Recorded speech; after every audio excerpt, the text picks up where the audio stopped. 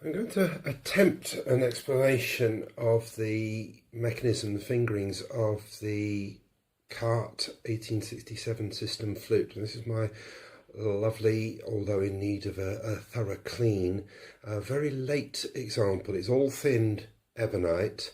It's number 8146 serial number, which is, I think, off the end of the record books. It's sometime during the Second World War, in all probability, or either just before or just after the Second World War. So it's silver mechanism on Ebonite and integral foot, one piece body and foot. So I'm going to try and show the keys sort of working my way down the flute from the head towards the foot. So that's the top view, and I'll turn it round in the other direction. This is the player's side, the near side view.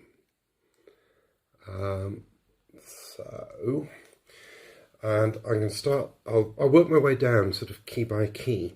So we'll start with the trill keys. Not all 1867s have these. They're technically not strictly necessary in that you can do the C sharp and D sharp trills with the other keys, but most of the more developed models have the trill keys. So they're actually, because everything else in the right hand is occupied, they're mounted as two side keys here for right one finger, and they operate, so the upper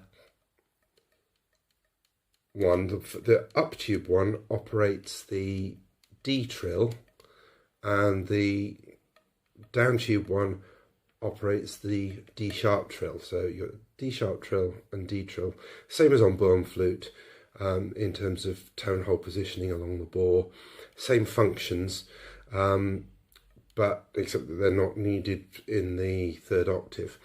And those are their touches there for right one. So if I sort of emulate playing posture, that's a D sharp trill, that's a D trill. Okay, next, going along the flute, this is the Carte Open D from the 1851 system and perpetuated on this 1867, and that little key is closed by the right thumb B key, as you can see there. I'll just do it the other way around to there you are. So your thumb on the B key closes that, and it is also closed, as is the C sharp key, by the left one C key. So that closes both of them, and that also closes this duplicate C tone hole. So it's a B key, but it doesn't give you B when you close that, because the duplicate hole for C under the B key is still there. So next, you've got the lovely Carte thumb keys, which are found on the 1851, 1867 models, also on the Radcliffe's model and on the Guards model. And so coming down the tube from the head, the up tube one logically is the B key, and the down tube one is the B flat key. And the B flat key is also closed, so if you're closing the B key with your left thumb, the B flat key is also operated by a linkage from the short F, as you can see lifting it there. So you have a right hand B to B flat trill, same as you get from the side key on a modern Boehm flute, and the F key also operates it. So you've got, in effect, all three of the B flat fingerings that you find on a Boehm flute. The 1+1 with right one on the F key, and the other one, but instead of with the side key, it's operated from the short F key, which you would play with right 3 or right 2 potentially, normally right 3. You can also slide from B, or you rock actually from B to B flat much more easily than you can do on the standard modern Godefroy B and British LD B flat levers that you find on the standard Bohm flute, where they're in the wrong order on the tube and they're quite hard to rock between. This is really easy to rock between. Let's see if I can show that. You just, your thumb's on there, nice and comfortable, you just roll it onto the B flat key, so, or roll it off even, but you do have to hold both closed in some situations, but that's really very easy. Now the B flat key is also closed, as on Bohm flute, by the top side A key. The mechanism's different, but the principle is the same. So once you play the A key, the B flat key is closed, and you don't need to keep it closed by other means. Then the left 3 key gives you G sharp. Doesn't matter what else you do, left 3 fingers on plus thumb gives you G sharp, and for G you have to close the open G sharp key. Unlike on open G sharp Bohm flute though, as you go on down, if you use the right one F sharp key, as you can see, it closes the G sharp. So you've got the 2 touches for right one, the up tube one logically is for F sharp, and the down tube one is for F. As you can see, the F sharp one closes these 2 keys, so it would take you from G sharp to F sharp, or if you're already holding the G sharp key down for G, that just closes the 1 key. It's also linked, that right one upper touch is also linked to the B key up tube. So like on the older Bohm system flutes, where the right one side trill was a BC trill, you've actually got a BC trill from right one if you want it. Although this mechanism is all a bit heavily sprung and it's not great. It's probably easier to trill BC with your thumb than with this, but it's there if you want it.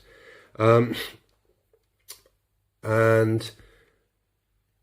I think that's everything about that. So G sharp, F sharp, but the F sharp closes, so you can go F sharp to G sharp without having to use that finger, which in sharp keys is probably quite handy. Then the right one F natural, as you can see, doesn't close the G sharp key, so if you're using that one, you're more like Bohm system open G sharp, where you've got to keep your left 4 little finger on the G sharp key as you go on down the scale. Then the E key is pretty much as on Bohm, except that it closes both the next 2 tone holes above it, which doesn't affect anything very much. I'll come back to the 3rd octave E in a minute. Your next key is the short F key. So if you're playing F sharp with the right one F sharp key, E, but if you want a chromatic, it's a bit like simple system flute. This, you go F sharp, F natural, E, or if you're playing E, you can do that for an E to F trill, which if you're in a sharp key, but you need an E to F trill, but if you're on the F key, you don't need to use that. However, you have also got the right 3 F sharp that you get on a Bohm flute, so you can see that the D key also closes the F sharp key. So if you were being chromatic but using the F key, you can go G, F sharp, F, exactly the same as you used to on a standard Bohm system. So F sharp, F, E. So you've got 2 right hand chromatic scale pattern possibilities. You come down to D, there's nothing unusual about that, and the foot joint is standard E flat, D sharp, and normal foot to C with exactly what you'd expect there. Nothing unusual about that at all. One of the benefits this system has is that when you play third octave E, that terrible note on all flutes, it's actually correctly vented in terms of the boom cylinder system. So it's left 1, 2 and thumb, right 1, 2, E flat key, and as you can see, only the A hole under the G sharp key is vented. So you get a correctly vented high E. If you're playing with the F hole, sorry, with the F key with right 1, you would have to close the G sharp key to get that correct venting. But it does of course leave you with the option that you could leave that one open and you get the over vented high E that you have on the standard closed G sharp boom flute if it hasn't got a split E mechanism. But basically you wouldn't do that. Going back up tube, I should also explain the fingering effects of the Carte open D key, which affects obviously not the bottom C sharp and D, but it affects the C sharp and D either side of the break between first and second registers and second and third registers. Fingerings for C sharp are the same for both of those. As explained before, the thumb B key, the up tube one, closes that open D key. So if you play all fingers off, apart from the E flat key, the fingering that on most flutes gives the open C sharp. On this system, you actually get a D, an open D, and to close that extra key, you have to either play the thumb key, so it's all fingers off except the thumb, which is actually rather like C sharp on a simple system flute where the tube there is blind and you're just resting your thumb on the tube normally. You wouldn't normally remove it from the tube. So this kind of suits simple system players.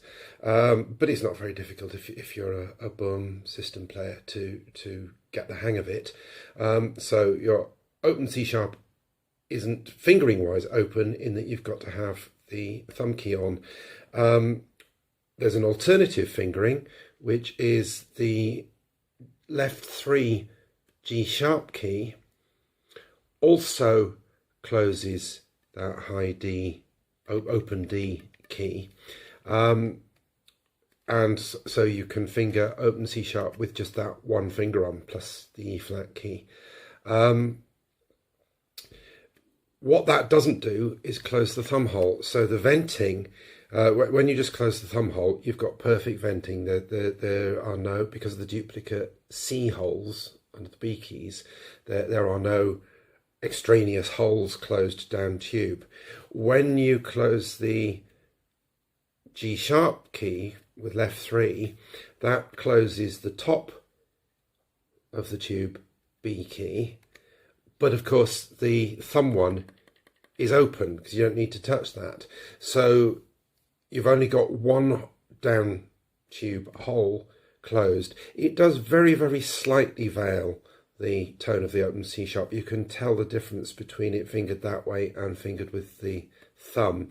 But you've got the normal C sharp key, a C hole open, a B flat hole open and an A hole open before you get to a veiled one. So it's less veiled than the right 3 F sharp on a boom flute is.